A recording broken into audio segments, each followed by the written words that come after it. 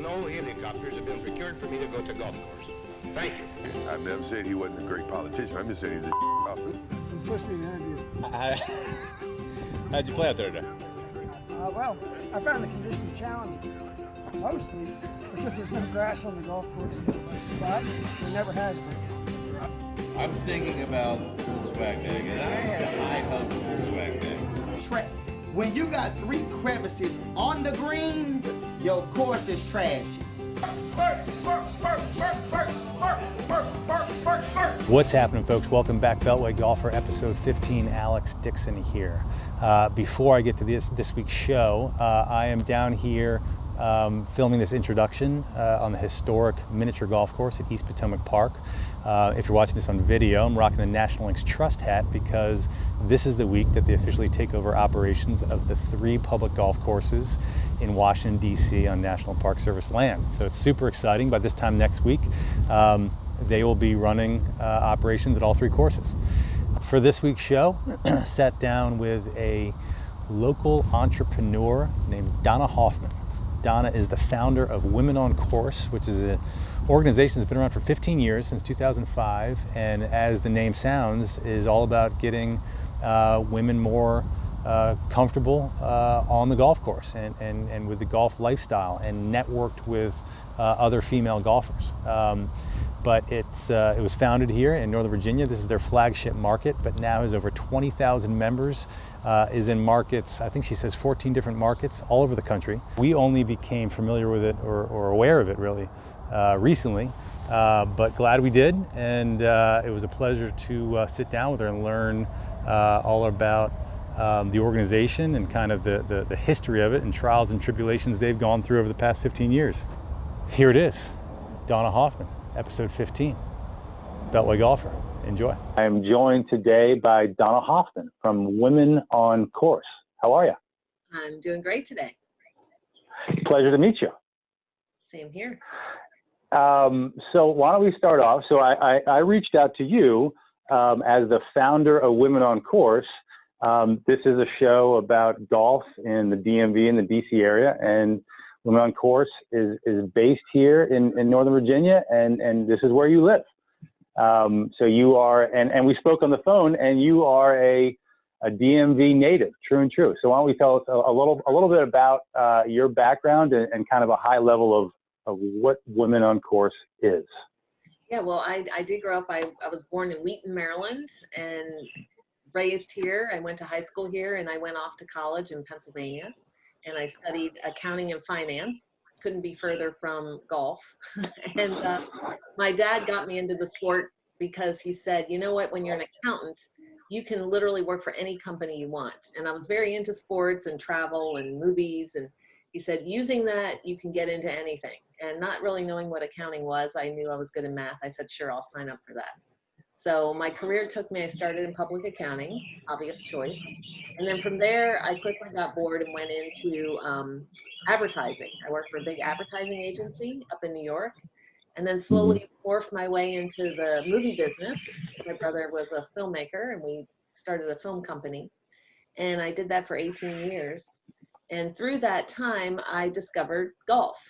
And I thought, this is a pretty cool game, and decided to do a television show about the sport. And that's sort of how I segued into finding WomenOnCourse. So before you did that television show as part of the media company you were running, not a golfer?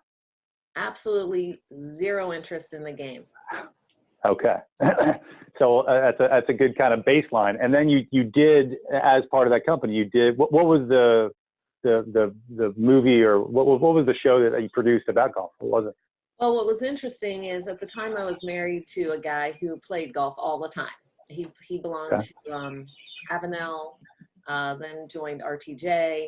And, I went out with him a couple times and thought, this is the most boring game. These guys are looking for the balls in the woods, and I had no interest in it. So I was a golf widow. And I did get divorced from him because he was playing too much golf. And I also love golf. But he was very different. He wanted me to be included in the game, and he belongs out to River Creek. And he took me out there one day, and on Mother's Day, he said, here's your present. You and your kids can all be members of my club. And I'm like, really? That's pretty cool. And he wanted me to like the game. He really introduced me into the travel aspects, the social aspects, and actually helped me actually hit the ball and get it in the air. So at the time, I said, this would be a great idea for a television show, to show women the cool aspects of the game. Because most women I know were like me. They had no interest. They're too busy. They're raising kids. They have a job. They had no interest in golf. And I said, this game has everything you already like. You know, you like to be outside. You like to do athletic things. You want to be social. So the idea for the television show was sort of a lifestyle. Let's show people the fashion, the resorts you can travel to, and all the things that go into the game. And so I actually got a budget and went out to Arizona and shot a show out there. Oh, wow. What happened to the show? Did the show get picked up anywhere? Or? Well, the idea was to get it somewhere like on the Golf Channel, but this is back in 2004, 2005 when video was just coming out on the internet. So this is at the very beginning. Okay. And I was at a trade show and somebody from AOL walked by and said, you know what, we would love to put this on our sports channel. And so actually our show aired there. We did clips and I think it got more views than the PGA Tour highlights on Monday.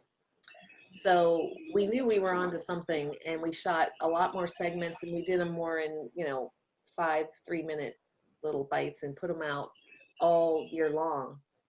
And what happened was women started emailing saying, well, how do I get into the game? This looks like the coolest thing I've ever seen. Like, where do I go? Where do I find the shoes? Where do I find these people? Where do I find these pros? I'm like, all right, well, I'm an entrepreneur. Let me figure out how to answer that for them.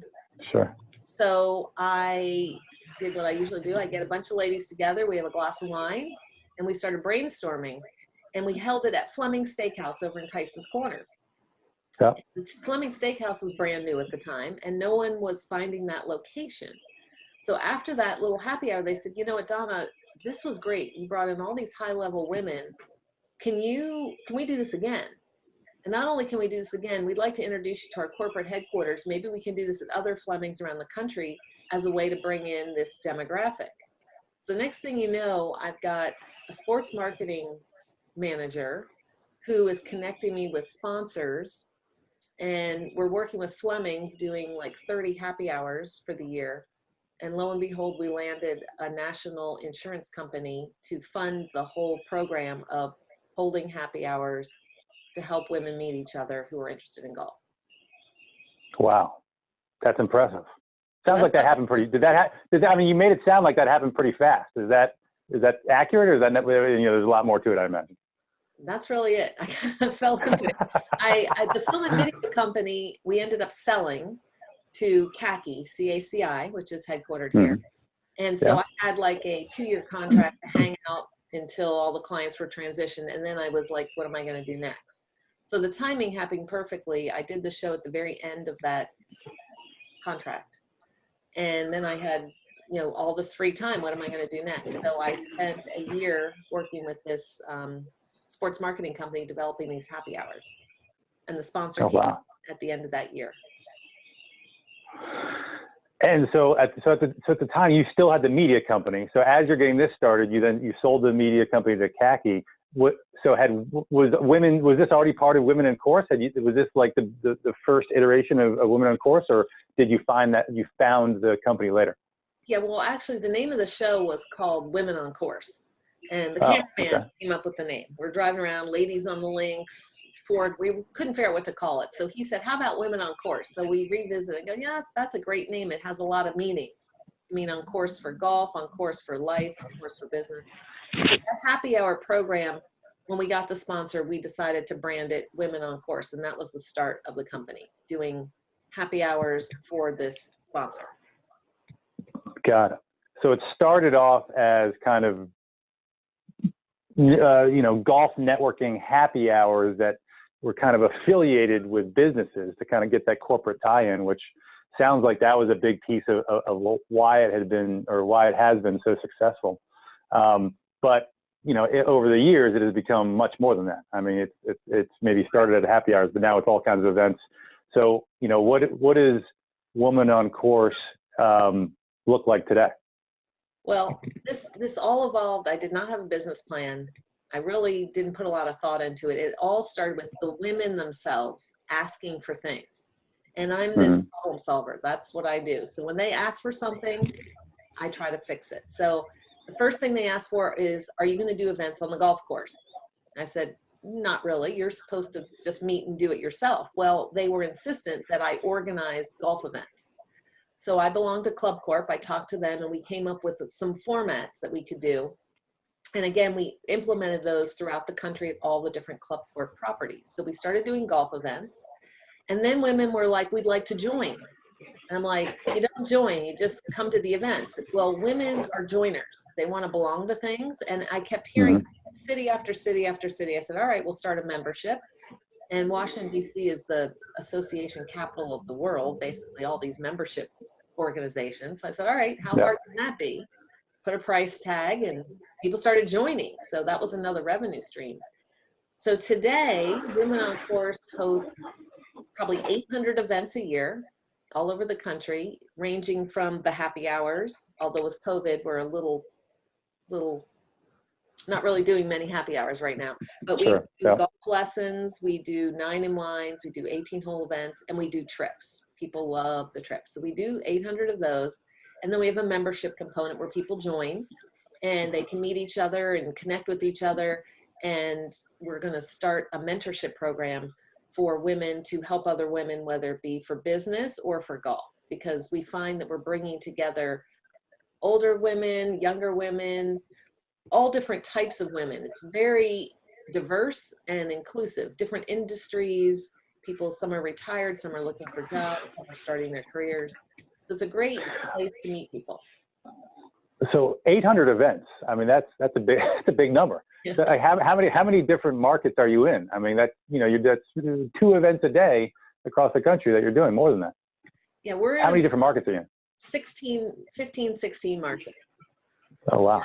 Yeah, we have market leaders, so it's a member that kind of steps up to the plate and says, I'd like to, kind of be the visible person in the face. So we set them up for success. We give them, courses to connect with and processes to get the market going. So right now I'm getting many calls from places. Hey, do you want to start in Charlottesville? Hey, I want to start in Omaha. I mean, Albuquerque we're starting, Michigan is starting.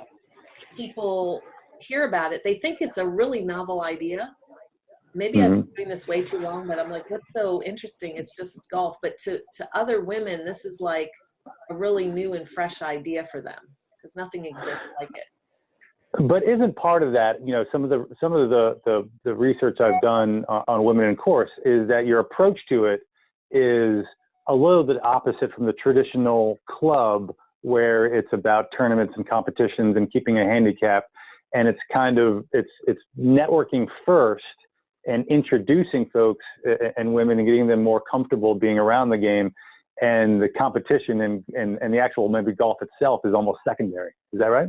Yeah, the whole game is secondary. And while we have women that do compete and do carry handicaps, we have people that play for fun. So we're sort of like Switzerland. We kind of bring anyone interested in golf. Some of them just like to watch it and be a fan. The Open on this weekend, and they understand golf, but they don't want to play. So we create events for each type of golfer. There's maybe 3 types. There's what I call the 19th hole golfer. That's the person who just likes the clubhouse and likes to be a fan. They don't want to play. That's fine. And then we have the people that are learning. They have no business being on a golf course, none. Because if they played according to the rules, they'd be out there for 10 hours. So that's not right. So we have all sorts of events for them. One of the great events that we invented is called the Clinic in 3 Holes. And we do this after work, so it fits the work schedule. They do a little clinic for about 45 minutes, and then they go on the course and play 3 holes of golf. So it's a great transition, and it's great for the golf courses because nobody's teeing off at 7:30 at night to play for the last hour of daylight. So we do that. I love that. We do play with the pro, which is great. And we're going to start play with the mentor so we can have women go out with other women and help them. And then, of course, for the people who play, we have 9 and wines and 18-hole events. And we have this philosophy called play your own way. So if someone does not want to keep score, they don't have to keep score. So someone in their group could be maintaining a handicap. They can play together and be compatible as long as they're following the etiquette and the pace of play and respecting each other. And is the idea that you try to match people up, whether it be in outings or events or whatever, by those different groups? Like Exactly. I forget the term that you have with the folks that are just learning, and maybe the clinic in 3 holes is more appropriate versus the people that are really more competitive? Yeah, we use the term course ready golfers. Those are people that play and they're ready, but they don't keep score. They know what to wear, they know what to do, versus our sport or accomplished golfers. And the only difference between those two is accomplished, actually, they maintain a handicap, and we know what that is. And sport players keep score. So we'll try to group them together by their level. We don't use beginner, intermediate, or avid. So 2005, you said you're founded. So you've been around for 15 years or so? Exactly. Yes. And did I get that right? So you saw a lot of success with the organization pretty quickly, and actually sold the company to another local company, Billy Casper Golf. In what year was that about? I think that was about 2011. We did a partnership, so I was still a part owner. We were both owners of it. We created an entity. And that was wonderful because they managed at the time 185 golf courses. So WomenOnCourse immediately went up a notch. We were implemented our program in 185 courses. Got it. But like, oftentimes in business partnerships of all types of different industries and verticals, sometimes they don't end up in a happy marriage. And it sounds like maybe that's what happened there. So now you're back as, your own organization, you're the founder, and Billy Casper no longer has anything to do with that. Is that accurate? Correct. Yeah. After 3 years, we decided, it was kind of a different business model. They're used to managing golf courses, and this was sort of a player program. And so we just thought it'd be best to separate ways. But a lot of the courses and a lot of the personnel we work with have moved around. So we're still in a lot of different courses and working with some of those great people. Got it. Excellent. And so here locally, so this is a DMV show. I pulled up the website and was looking at the events calendar. You have events a lot of different courses in the area. Raspberry Falls, Westfield, some of the 9-hole courses. So you have a pretty good relationship with a lot of the courses here in Northern Virginia and around DC? We do. I'll tell you, golf courses is the key to our success. Without a course partnership, we can't really execute what we're trying to do. So over the 15 years, I have not found much of a change in golf course mentality. A lot of courses are welcoming, come on in, we like women, we want to expand our business. But a lot of courses still, they're serving their best customer. They're more concerned about tournaments and selling the big groups. What they don't understand is that you bring 8 ladies in for a little golf clinic. 2 of those women could be working in a major corporation, bringing in the next tournament, or they could be the next member of your club. So we have a lot of great relationships in the area. COVID has been interesting because the golf courses have been doing gangbusters right now because there's nothing else to do. And people has that made it trickier to kind of book some of the events because the golf courses are so crowded? Maybe they're not maybe as willing to work with larger events or give discounts because the tee sheets are so full? Very tricky. So thank God we have a lot of these established relationships from before. Because they know we're true blue, we're going to be here year round. But in other markets where we're trying to secure new courses, it's very hard to get their attention. They're not giving discounts. They're not serving groups because they can fill that tee sheet all day long. There's nothing else for people to do. Yeah. I would imagine too, as, just a leader of an organization that is, the majority of it is events-based and trying to do these events, in that tick, like in 2005, we were in the middle of the Tiger boom and golf courses being built, everywhere. And before this pandemic, before 2020, we'd seen a steady decline in courses and courses closing. Now, obviously to what you just said in 2020, now we got courses closing, but all of a sudden everybody wants to play golf. So that's, it's got to make it very challenging. Well, I read a statistic yesterday that 15 million people currently have said they would like to take up the game. That's a huge number of people that want to learn the game because there's no other things out there to compete. So I've seen a huge uptick in our membership, in interest. And, you know, while playing rounds of golf is how the industry really judges their success, the entry point is a golf clinic. It's getting them comfortable holding a club and hitting a ball. So I don't feel that the golf industry focuses on that part of it. Yeah, they do, you know, get golf ready programs, but it's really secondary to their other business. And that's where we really fight for, hey, I've got 15 women that want to come in and take a short game clinic. You need to put staff towards this because those golfers will become the people that are going to play next week or in a minute. Yeah. One of the things that I either saw on your website or maybe in one of the interviews I listened to, you'd mentioned how, you know, one of the biggest barriers to more women not joining the game is kind of the feeling of being either uninvited or intimidated, which I think is probably also the case for just people that, you know, even men that have never played golf before, but probably more so for women. And I guess my question is that changing at all, or is it in 2020 the same as it was in 2005? I find it's still the same. I get people telling me, I don't know if I can go. Is everybody really good? Is this going to be scary? And we have some awesome partnerships with some really great golf instructors through Fairfax County Parks and through the Virginia Golf Academy. These instructors really welcome ladies. Our organized events solve the problem of being intimidated because they can come as a group. So when you're with a group, and then of course a mimosa doesn't hurt if you throw that in with the lesson. That's right. Interesting. The numbers for women in golf in general, the last I looked by the National Golf Foundation, is it still around 20% of all golfers are women, or is it higher than that? No, I think it's still around the same. How they define golfers as rounds played, if you include those people taking lessons, I think it'll be a lot higher. Interesting. And is that number going up at all? Are there any trends in one direction or the other? You know, I don't know if anybody measures that. Just from my viewpoint, seeing women come to WomenOnCourse, the numbers are definitely increasing. But worldwide or nationally, I would think more people are taking lessons. Maybe men don't take lessons. They say, I can play any sport. I'm just going to go play golf. Or women want to be prepared.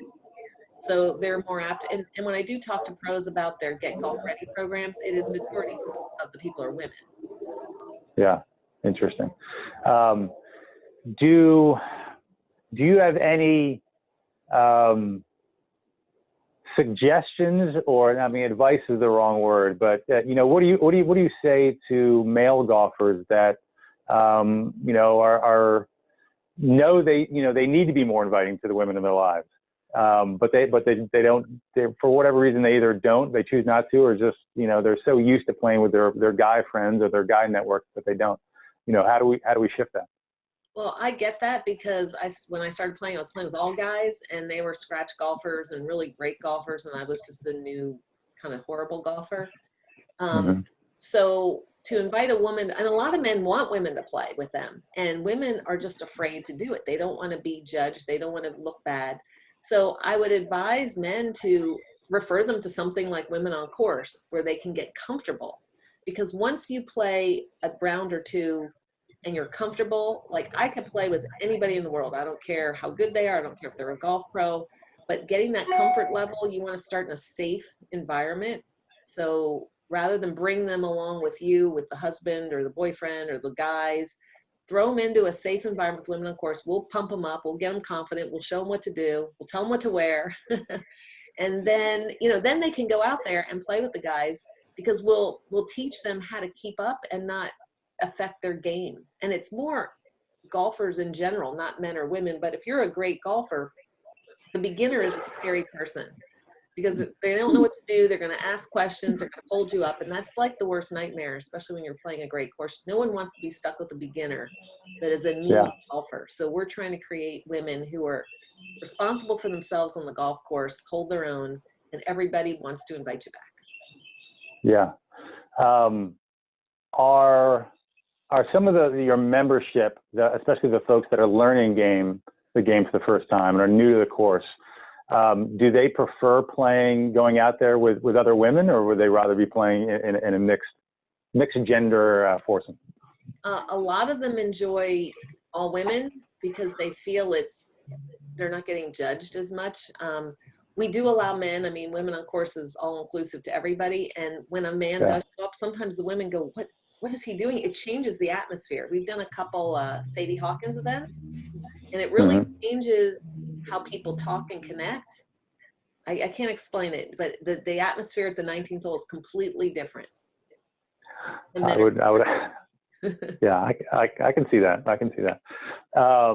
So do you play much golf still these days, or are you just so busy running Women on Course?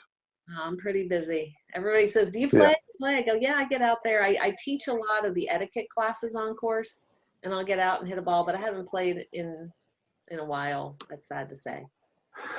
And so, but I looked at the membership to Women on Course is very reasonable. I mean, it's like $120 a year, like nothing. It's very nothing crazy. Is that number ballpark about right? Did I see that on the website? Yeah, $119 for a year, and then we actually have a virtual membership that's $49 for people all winter long. We're going to be doing, like this week we have a fashion, how to go from the office to the fairway, how to double duty your clothes so you're not changing outfits. And Saturday we have a great one called Prepare to Play, and this is all the things you need to know before you even hit that first golf lesson. You should see what people wear when they come to their first golf lesson. It's hysterical what they think is a golf outfit. It's like, okay, let's go, let's change. You're not going to hit the ball when you're wearing a fringed serape because it's cold out. You know, you're trying to hit the ball and they've got stuff all. It's. Is Women on Course? Are you still very much? Is part of your focus still kind of the corporate environment and marketing to corporations, saying here's a great way for you to get your female employees out on the course to larger marketing events? Is that still a big piece of it? That is actually the direction that we want to go to much more in the future. With COVID, it kind of stopped a lot of this, but we've been talking to corporations mainly because a lot of that informal networking is happening outside the office, and it's happening on the golf course. And if women don't know how to join those guys out there, they're missing out a lot of those relationships. So when you get back to the office on Monday, everybody's already bonded and, you know, things are happening. So we want women to be prepared to be part of that conversation. Even if they're not great, we want them to be able to say yes when they're all going. I can show up and participate too. And what about, I noticed you are doing some events like the Top Golfs. Like that's got to make this sort of thing where maybe the actual playing of golf is secondary. These kind of alternative venues like Top Golf and Drive Shack and those sort of things, they must be perfect for your business model. They're awesome. Well, it's funny when I speak to corporate groups, the first thing I ask is how many people are golfers, and out of a room of 100, I might get 5 hands, and I say how many people play Top Golf, and 90% of them raise their hand. And I said, okay, well, you are all golfers by my definition because you play golf. You're part of that golf lifestyle. So people don't think of themselves as part of golf when they go to Top Golf. Sure. It's interesting. So actually, one of the episodes and one of the women that I've already interviewed for this show, a woman named Desiree Walker, she started a local event company related to golf. It's for both men and women, but kind of similar to Women on Course in the idea that it's trying to get folks that are kind of intimidated with the golf lifestyle and getting on a course more comfortable out there. But I sat down with her a couple months ago and she was on the show. And the first time she ever picked up a golf club was Top Golf, like 10 years ago. And she immediately became obsessed, like went to Golf Caddy. So I mean, even it doesn't, I guess my point being, it doesn't necessarily have to be an actual golf course. Sometimes it can just be a driving range or a Top Golf. And Top Golf, you know, it's such a unique environment, and it's all about having fun that can really lead people to fall in love with the game. Yeah, I even take it a step even backwards further. We start women at the 19th hole, which is that Fleming Steakhouse event. So they're at the 19th hole or they're at a spa and we go, okay, now the next step is to the first tee or to the golf course. So we even start them way back then. And what happens is they look at each other and I go, look around the room. These are the people that are on the golf course. They're all different sizes, different athletic abilities. So once people look around and go, I play golf, and they go, oh, you know, these are the people I'm going to meet out there. I think I'll try it, because they have this perception that it's all these super athletic, you know, people you see on TV, Tiger Woods type people. They're all excellent, and they don't understand this is like an average person game. 90% of the people play golf cannot even break 100. That in itself, I think is brilliant. I was listening to a podcast recently, and they were talking about different golf teachers and golf instructors on. And one of them, you know, to get people more comfortable with actually playing the course, was talking about how you start on the putting green. Instead of giving someone a driver or 5-iron on the range, start at the putting green and then work your, you know, go back to 20 yards, 40 yards, 60 yards. And that's kind of similar. It's I don't even know if it's a metaphor, but for being more comfortable with the sport in general and just being around the course, start in the 19th hole, as opposed to say, go out on the first tee and let's see how you do, and we'll teach you out on the course. That makes a lot of sense. Well, and for most women, myself included, the main draw of golf is not the game, it's the people I'm going to be with. So if I'm going to be with all these fun people, whatever they're doing, whatever activity, I want to be part of it. So most of these women start because they want to be with their friends or their coworkers. You put the club in their hand and they're like, I don't know if I like this or not, but I still am enjoying the game because I'm with these people. And that would explain to me, I've always questioned, why are these women playing golf for years? They're really not great. They're horrible. I mean, why are they doing this? That can't be fun. And the answer is, it's not necessarily how well they play, it's who they're playing with. So that's really what Women on Course is about. It's being with uplifting, positive, fun people. I think it's fantastic. I think that, or I almost feel ashamed that I wasn't familiar with your organization until recently, but I love what you're doing. Have you gotten, and one of the reasons I asked this is I saw in an article about a lawsuit years and years ago. Have you got any negativity from men that say, like, can I join, or having a group or a membership that is specifically for one gender and it's not, not for men and women? Well, it's interesting you bring that up. Women on Course, we were sued by a men's group in California twice because they were actually setting it up for a lawsuit. They would appear at an event and ask, hey, me and my buddies want to join, can we do this? And somebody just was passing by, said, this is for women only. Well, it's against the law to say that in California. So we didn't really mean to exclude them, but they were trying to bait different women's events to get a no. Mm-hmm. So I learned through that process that we need to be very clear in our marketing that we are, non-discriminatory. Anyone can join. Anybody can come to an event. We do have men that come because they really want to learn the game. We do have some men. It's interesting when we go on a trip. Like we were in Texas and we have 80 ladies with all their colorful golf bags. You'll see men walk by and go, "Oh, do I need to put on a skirt to play with you all?" They're kind of. It's not very usual at these high-end golf courses to see this many women recreational coming to play. So they're sort of a little like, what is this? They're sort of making fun of you a little bit, but I think deep down they're jealous because we're having so much fun. So. Right. No, I listen. I think it's great. There's men have every opportunity in the world. There's plenty of. Certainly in this area in DC, we still have one of the only clubs in the country that is male only, Burning Tree. Yeah, and there's still, if a woman walks into a pro shop and there's some men there, they automatically treat the men first. Or I have an interesting story. I was out in California at this very expensive golf club, and this man is walking towards me, and I'm dressed up because I had just finished playing golf and I would change for later on. And he's like, "Hello, are you waiting for your husband to finish the round?" And I said, "No, I just finished playing the round here." And he goes, "Oh, okay." And he walked away. And I went in the pro shop and they go, "Did you enjoy Gary?" And I'm like, "Gary?" Yeah, that was Gary Player that actually walked up to me. I didn't know who he was. He was there for a Verizon corporate event playing with 10 guys. And he just assumed, I was just, spectator or something. But, there is a bias in golf that I think women still have a long way to go, that, we do belong on the courses and we are people that are equal with the men that were players. Yeah. Absolutely, 100%. I also, so speaking of that, there's also in the last couple of years a new publication, Women's Golf Journal. Are you on the board at Women's Golf Journal? Is that right? I am. Yeah, I'm on the advisory board. It's now digital only. The version is now digital. Again, advertisers, they have a Kingdom magazine and they have Women's Golf Journal. They just talk to every major golf company.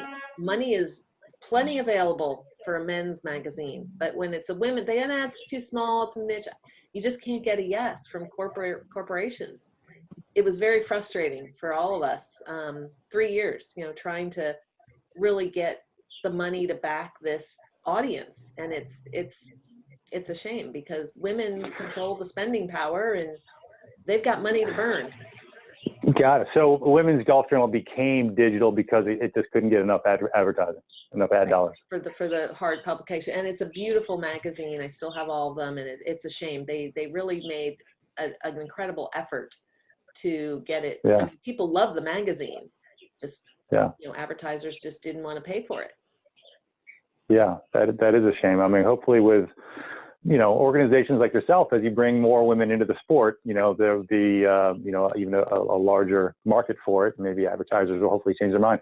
One of the things, the folks that I follow so much, in this social media world, whether it be podcast or Instagram or Twitter or YouTube or what have you, even TikTok, has spawned the, like micro entrepreneurs that, there's a very small barrier to entry. And there's all these kind of hip, young, new golf brands that some of them only really exist in one golf channel. But that's where kind of a lot of the industry are going. My question for you is, what would you say to some of these younger kind of super independent golf brands? How do they market better to women? And before you answer that, I even had a local store here, Golfdom. In McLean. I had Buddy Christensen, the owner of Golfdom. Great guy, great store. Love that store.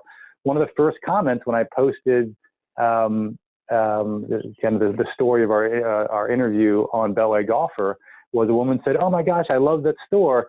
They could have better women, gear and a better women's selection." And they do have a pretty significant section, but it seems it's still 70, 80%, 90%, whatever it is for men. What do you suggest to entrepreneurs and business owners? How do they do better at marketing women? Well, I think Golfdom does have an incredible women's section. I mean, I think it's the best kept secret.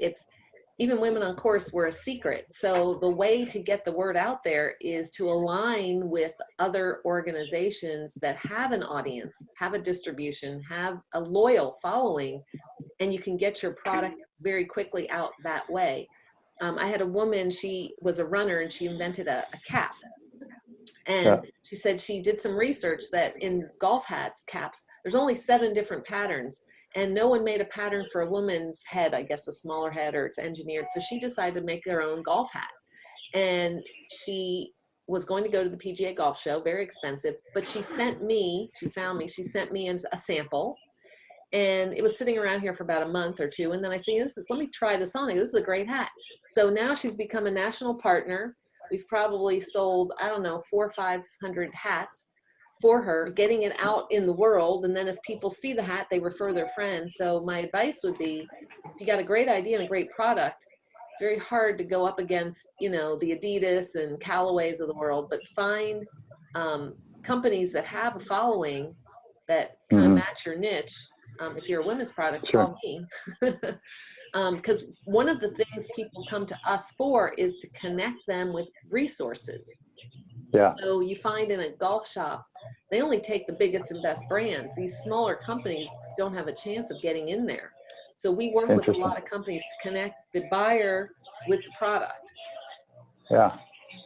Interesting. I'm sure there's a few folks that might be listening to this that kind of fit that mold of, young startups trying to, create their little, a golf brand and grow kind of organically, that reach out to Donna, call up Women-on-Course. Maybe they can help you. You can help them market to women and help grow their brand or figure out something to do in some kind of partnership. That's terrific. As far as the women's market in golf, how is DC compared to some other markets? Well, this is like a best kept secret. I think DC, we work in Florida, Texas, California, Arizona, all the big Gulf areas, but Women on Course is the largest here in the DMV area. And I think that's because we have a lot of corporate women.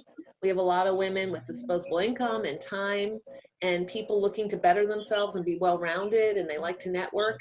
So we do extremely well here in the area. Our events are always full. We always have a new influx of people. I wish the weather was great so we could golf year round like in Orange County. But yeah, we're doing great here. We're very heavy in the Virginia area. We are looking for Maryland to get more golf courses involved in Maryland so we can expand over there.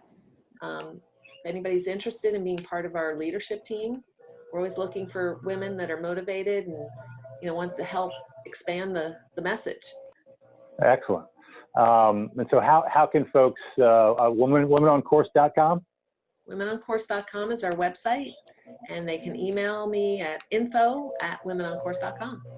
If everything went, according to plan, what's Women on Course look like 5-10 years from now?